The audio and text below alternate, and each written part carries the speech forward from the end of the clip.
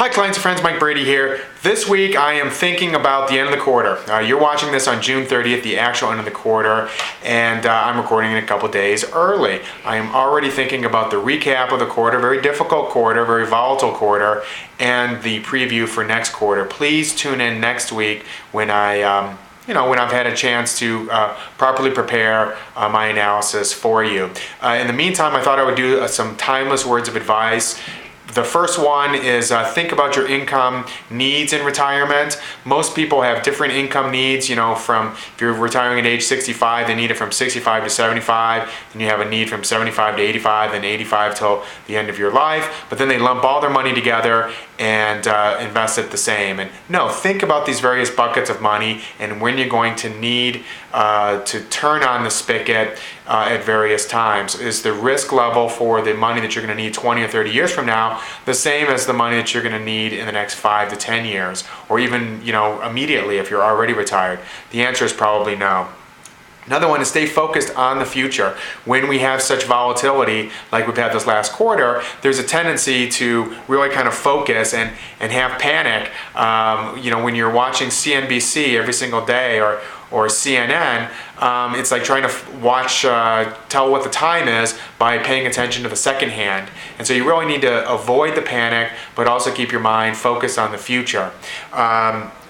Another couple pieces that I've written down here.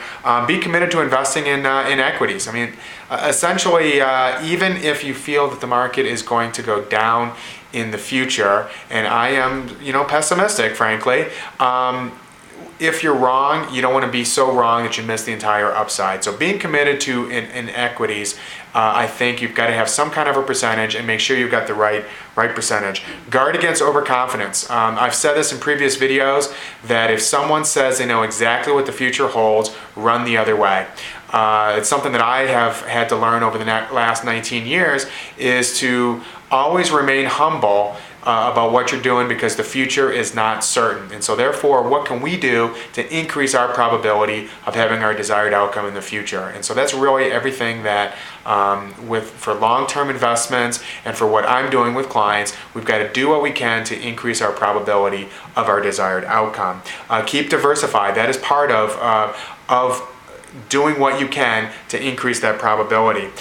Get right with risk. This is going to be my last piece of advice. Just because you have more risk does not mean you're going to have a greater return. Now, greater return typically comes with greater